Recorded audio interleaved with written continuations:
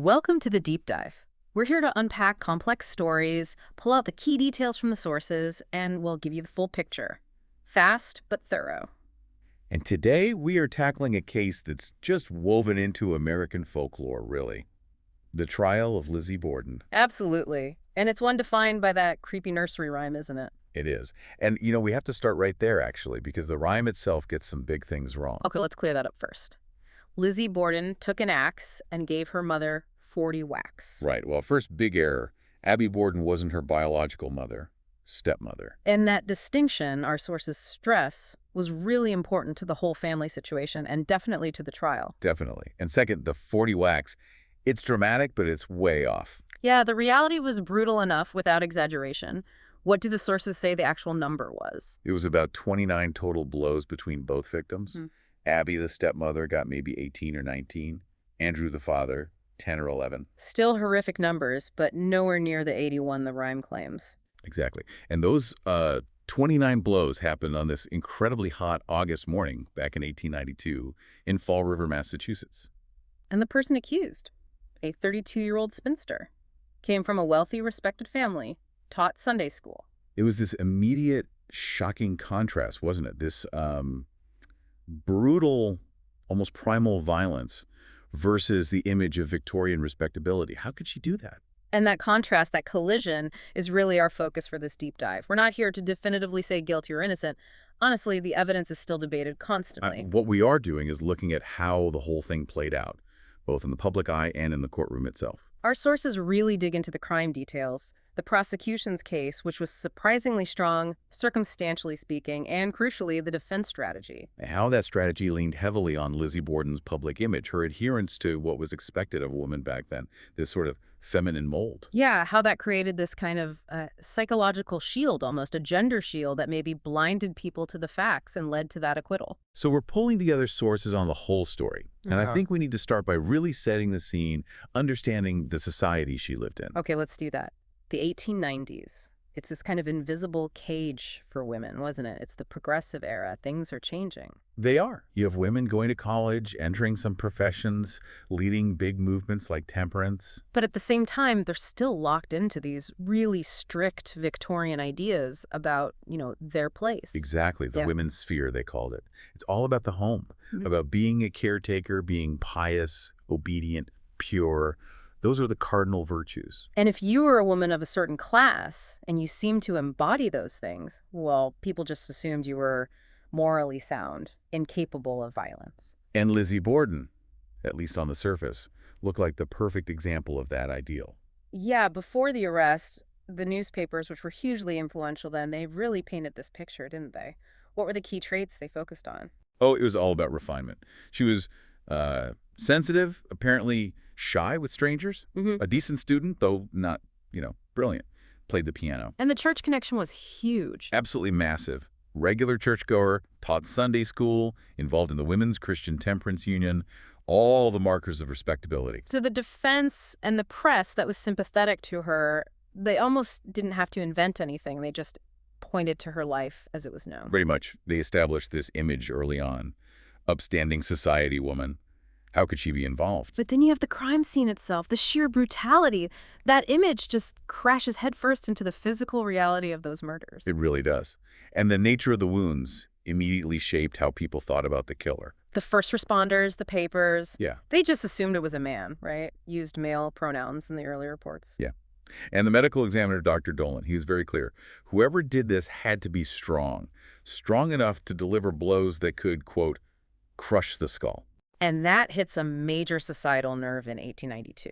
The idea of women as the weaker sex, physically weaker, emotionally maybe more fragile. Right, so for a refined woman, a lady of her standing, to swing an axe with that kind of force repeatedly. It just seemed impossible, ludicrous, preposterous, as one source put it. And that's key. The very evidence of the crime, the violence itself, initially worked against the idea of female guilt, especially for someone like Lizzie. It created this baseline disbelief before they even really looked hard at the other evidence. So society kind of defaults her to innocent. But then you have the facts on the ground, the scene, the timeline, all the stuff pointing towards an inside job. Okay, let's walk through August 4th, 1892 again. The timeline is critical. Andrew Borden, the father, found downstairs on the sofa. Body still warm. Killed around 11 a.m. maybe, 10 or 11 blows. Something like that. But Abby, the stepmother, she was found upstairs. And her body was cold. Meaning she was killed much earlier, like 9:30 a.m. with 18 or 19 blows. Exactly. So you've got this gap, at least 90 minutes between the two murders. And who was definitely in the house during that 90-minute window. Only two people we know for sure. Lizzie and the maid, Bridget Sullivan. Because Emma, the sister, was away, and the house guest, Uncle John Marse, he'd left earlier that morning. Right. So that fact alone makes an outside intruder seem, well, highly unlikely. Especially since the Bordens were known for locking everything up tight. Andrew was apparently obsessive about it. And the police found zero signs of forced entry. Nothing was taken. No one saw a stranger come or go. So for an outsider theory to work, this person has to get in unseen, kill Abby, hide for an hour and a half while people are moving around the house, then kill Andrew, and get out unseen again. It stretches credibility to the breaking point, doesn't it? The simplest explanation is the killer was already inside. Which brings us back to Lizzie and her alibis, which were problematic. Deeply problematic. Yeah. Let's start with Abby's murder, around 9:30. Lizzie said she was downstairs. But heard nothing. 19 blows with an axe upstairs in that house, and she heard nothing alarming. Seems unlikely, to say the least. But it's what she did after that supposed time frame that gets really suspicious. The note. The mysterious note summoning Abby to a sick friend. Yes. She claimed a messenger brought it, which explained why Abby wasn't around downstairs. Convenient. It keeps her father from looking for Abby when he gets home. Precisely. It buys time, maybe for cleanup, maybe just to prevent discovery.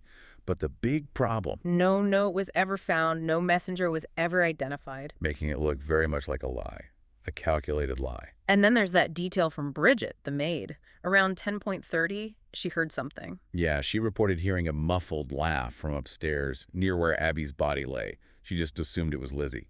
But Lizzie denied being upstairs at all. Flatly denied it. Which leads us to the second murder. Andrew, around 11 a.m. Where did Lizzie claim she was then? This is the barn loft alibi, right? The hottest part of a hot day. Exactly. She said she went out to the barn loft for 15, maybe 20 minutes, looking for lead sinkers, for fishing tackle. Which sounds odd. Why the loft? Why sinkers right then? It does sound odd. The police found the loft incredibly hot, dusty. They even noted it was hard to believe someone would choose to stay up there that long. And crucially, they looked for physical evidence. They did. They searched the dusty floor. No footprints. Nothing to back up her story of being up there rummaging around for 15, 20 minutes. Okay, so opportunity seems pretty locked down. She was there. The alibis don't hold water. Now, the big question, motive. Why would she do it? It seems to come down to family tension and, well, money. Mostly money. The relationship with Abby, the stepmother, was clearly bad. Very strained. Sources say they often ate meals separately, and Lizzie was very specific with police. Call her Mrs. Borden or my stepmother, never mother. That distance was intentional. But the real driver was financial anxiety. It looks like it. Andrew Borden was wealthy, but famously tight-fisted. A few years before the murders, he transferred a valuable property to Abby's sister. And Lizzie and her sister Emma saw this as a bad sign. A very bad sign.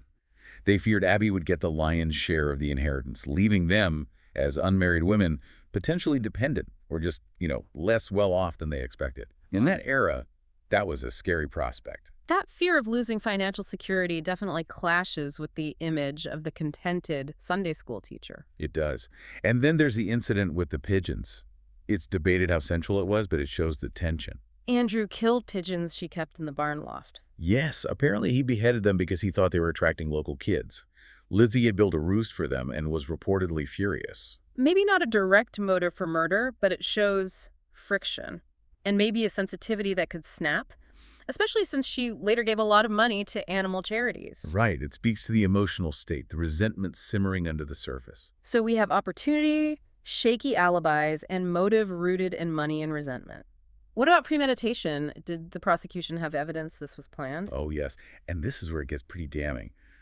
The day before the murders. The trip to the drugstore. Exactly. She goes to the Smith's drugstore, tries to buy prussic acid. That's hydrogen cyanide. A lethal poison. Not exactly something you pick up for household chores. What was her excuse? She claimed she needed it to clean a sealskin cape. The druggist, Eli Bentz, thought that was ridiculous. He knew it was poison and refused to sell it to her. His testimony must have been powerful. It suggests she tried poison first, failed, and then resorted to the axe. That was certainly the implication the prosecution pushed. And her actions the night before seemed calculated, too. Visiting the neighbor, Alice Russell, Right. Telling Alice she was afraid some unidentified enemy might harm her father. laying the groundwork, planting the idea of an outside threat before anything even happened. It certainly looks like she was constructing a narrative in advance. And we also have to touch on her history with theft. It wasn't brought up directly at the trial in the same way, but sources confirm it. Yeah, there was an incident in 1891, money and jewelry stolen from her parents' room. Lizzie was the main suspect, and other stories of shoplifting. Now, stealing isn't murder, obviously, but it chips away at that good Christian woman defense, doesn't it? It really does. It suggests she wasn't this perfect model daughter. It shows a willingness to break rules, to take what she wanted. A kind of hypocrisy, maybe? Teaching Sunday school while pocketing things? Some sources point to that exactly. A sign that her public persona might just be that a persona, something she could manipulate or discard. But the defense managed to keep the focus firmly on the public image. Which brings us to how she walked free. Despite all this circumstantial evidence, the gender shield. The defense strategy, led by A.J. Jennings, was brilliant in its simplicity. He didn't really fight the facts head-on. He focused entirely on her character. Her spotless reputation, her church work, her charity. Exactly. The argument was basically, look at who she is.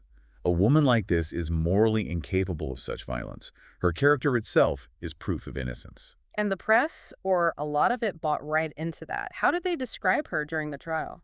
Oh, constantly emphasizing her fragility. She was a physical and emotional wreck, frail, always referred to as a lady. That word lady carried so much weight. It conjured up an image of passivity, of innocence. Before the trial, though, there was the inquest. Her initial testimony there wasn't quite so polished, was it? Not at all.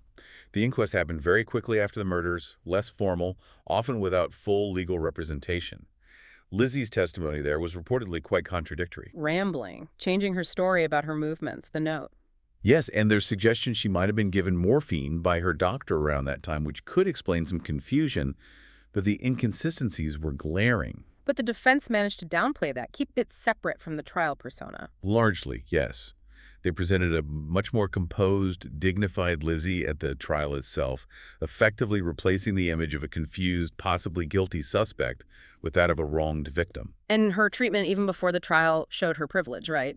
Being kept separate in the House of Correction. Absolutely. As a white woman from a wealthy family, she wasn't thrown in with the general population. She had the matron's room. Keeping her away from the so-called corrupted women, those accused of poverty or drinking or promiscuity, preserving that lady image. Exactly. Her class and race bought her that separation, which was crucial for the defense's narrative. And then the courtroom performance itself, the fainting spell. Ah, yes. During the prosecutor's opening statement, she collapses. Now, whether it was real or faked doesn't really matter. Because people saw it as real, as appropriately feminine for the situation. Precisely. The implication was, she's too delicate to even hear about the crime, let alone commit it. It reinforced that image of weakness. The press descriptions played into this too, calling her dreamy-eyed, expressionless. Yeah, feeding into that stereotype of women being, maybe a bit flighty, not organized enough, or mentally capable of planning and executing such a brutal, calculated double murder. It all circled back to her perceived feminine nature, shielding her. But the biggest factual hurdle, the thing that still puzzles people, is the blood. Or the lack of it. Right. 29 axe blows. It would have been a horrific, bloody scene. So how did Lizzie commit the murders without getting significant bloodstains on herself or her clothes? They only found one tiny speck on an underskirt. This is where that really controversial theory comes in the menstruation cover. It's a grim detail, but crucial.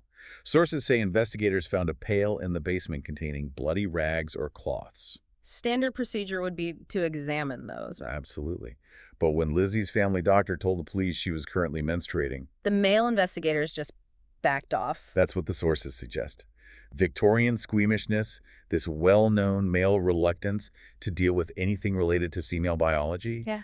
They apparently just accepted the explanation and moved on without checking the pail's contents. So if those rags were used for cleanup wiping herself, The weapon, maybe? It was an incredibly audacious gamble, relying entirely on that social taboo, that discomfort. If true, it was a brilliant, if gruesome, exploitation of societal norms. And it fits with the other suspicious disposal, the dress burning. Yes. 3 days after the murders, Alice Russell, the neighbor, sees Lizzie burning a blue corduroy dress in the kitchen stove. Lizzie's explanation was, Old paint stains. Her sister and a dressmaker backed this up later, saying it was stained beforehand. but the timing. Burning it right when the police are focusing on blood evidence and had just found the potential murder weapon. Highly suspicious. The defense framed it as just getting rid of an old dress. The prosecution saw it as destroying the primary piece of bloody evidence. Yet none of it stuck. Not the alibis, the poison attempt, the burning dress, the implication about the pail. None of it overcame the power of that proper lady persona. The character defense worked.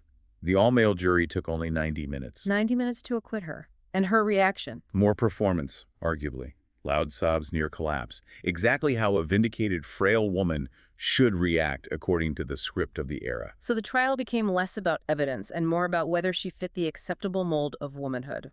It really seems that way. The jury decided she didn't fit the profile of a killer, based largely on her gender and class presentation. But winning in court didn't mean winning in the court of public opinion, did it? Life after acquittal wasn't easy. Far from it, especially in Fall River. She started going by Lisbeth.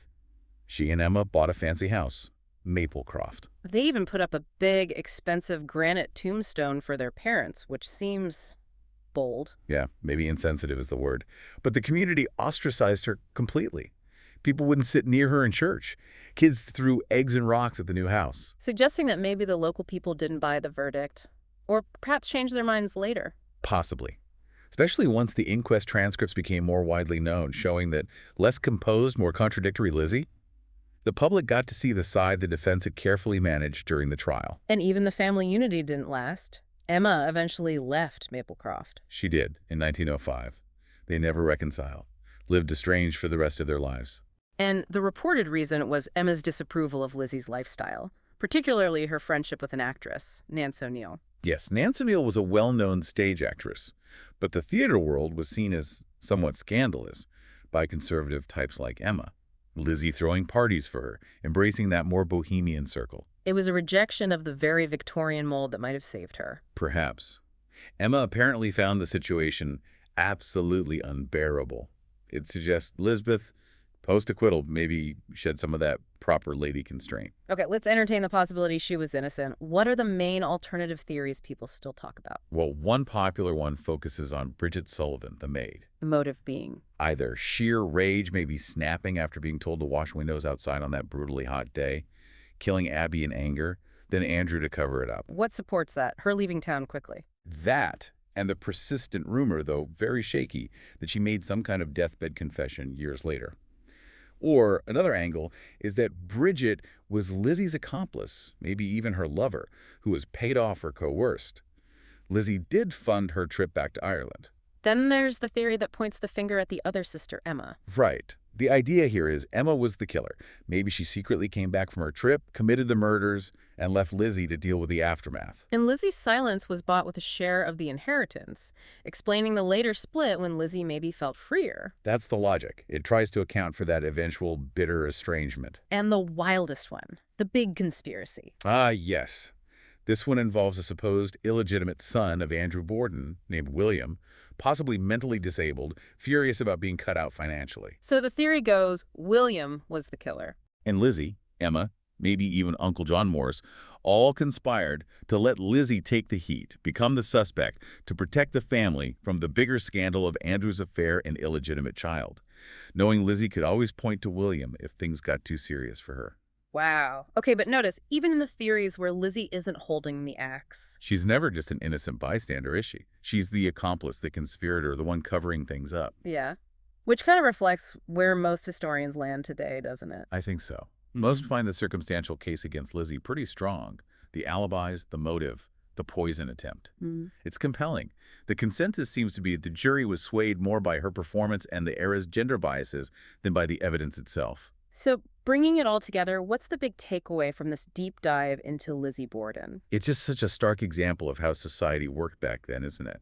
How appearing to be the right kind of woman, respectable, pious, conforming to Victorian ideals based on your class and race, could literally function as evidence in a courtroom. Strong enough evidence to overcome a lot of suspicious facts. Exactly.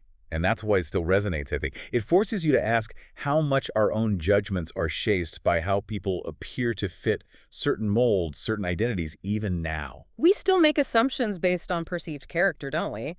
Maybe the categories are different than in 1892, but the mechanism. The mechanism might still be there.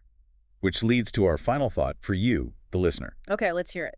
If Lizzie Borden did do it, think about her potential use of the investigator's squeamishness about menstruation, her performance of frailty, if that was calculated. It wasn't just luck. No, it was arguably a masterful psychological manipulation, playing on the deepest biases and discomforts of the powerful men judging her. A brilliant, if chilling, defense strategy for the 19th century. And the question for us today is, what hidden biases, what things do we find uncomfortable or automatically assume based on identity might still be subtly shaping justice right under our noses?